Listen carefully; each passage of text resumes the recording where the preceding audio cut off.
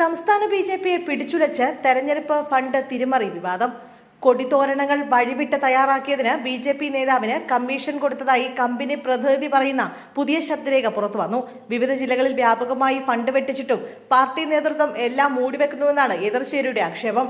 എന്നാൽ സംസ്ഥാന അധ്യക്ഷൻ വിദേശത്ത് നിന്നെത്തിയ ശേഷം ഫണ്ട് തട്ടിച്ചവർക്കെതിരെ കടുത്ത നടപടി ഉണ്ടാകുമെന്നാണ് നേതൃത്വത്തോട് അടുത്ത വൃത്തങ്ങൾ പറയുന്നത്. ബി.ജെ.പി ദേശീയ നേതൃത്വത്തെ വെട്ടിലാക്കുന്നത് അയോധ്യ ഫണ്ട് തട്ടിപ്പാണെങ്കിൽ കേരള ബി.ജെ.പിക്ക് മുന്നിലെ പ്രതിസന്ധി തെരഞ്ഞെടുപ്പ് ഫണ്ട് തിരിമറി. കേന്ദ്രം ഫ്രീയായി നൽകിയ കൊടിതോരണങ്ങൾ തുകയ്ക്ക് താഴെത്തട്ടിലേക്ക് മറിച്ചുവിറ്റു.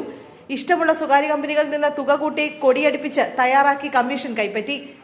തലസ്ഥാനത്തെ വൻകിട ഹോട്ടലിൽ കൂട്ടത്തോടെ മുറി ബുക്ക് ചെയ്ത് ഫണ്ട് തട്ടി എന്നതടക്കം ഇതുവരെ പുറത്തു വന്നുകൊണ്ടിരിക്കുന്നത് വലിയ തിരിമറി. ഇതിനിടെയാണ് കൊടിയടിച്ചതിൽ കമ്മീഷൻ നൽകിയ ഒരു കമ്പനി പ്രതിയുടെ ഓഡിയോ പുറത്തുവരുന്നത്.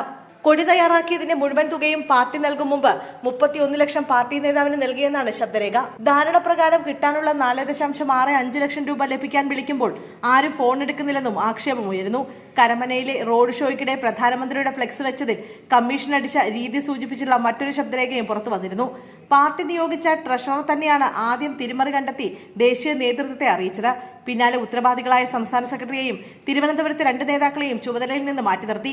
ഇക്കാര്യം പക്ഷേ നേതൃത്വം ഔദ്യോഗികമായി പുറത്തുവിട്ടിട്ടില്ല. ഇതിന് പിന്നാലെയാണ് വ്യാപക തട്ടിപ്പിന്റെ വിവരങ്ങൾ കൂടുതലായി പുറത്തുവരുന്നത്. നേതൃത്വം എല്ലാം മൂടിവെക്കുന്നുവെന്നാണ് മുരളീധര പക്ഷത്തിന്റെ ആക്ഷേപം. പക്ഷേ പുറത്ത് ഇക്കാര്യങ്ങൾ പറയാൻ ആരും തയ്യാറല്ല. കോർ കമ്മിറ്റി ചേരുമ്പോൾ ശക്തമായി ഉന്നയിക്കാനാണ് നീക്കം. അതേസമയം വിദേശത്തുള്ള സംസ്ഥാന പ്രസിഡന്റ് തിരിച്ചെത്തുന്നത് 18-നാണ്. അതിനുശേഷം ശക്തമായ നടപടി ഉണ്ടാകുമെന്നാണ് ഔദ്യോഗിക വിഭാഗം വിശദീകരിക്കുന്നത്. 3 സീറ്റ് നേടിയ നേട്ടങ്ങളുടെ ശോഭ കെടുത്തും വിധമുള്ള ഫണ്ട് വിവാദത്തിൽ കേന്ദ്ര നേതൃത്വത്തിനും RSSനും കടുത്ത അതൃപ്തിയാണ്.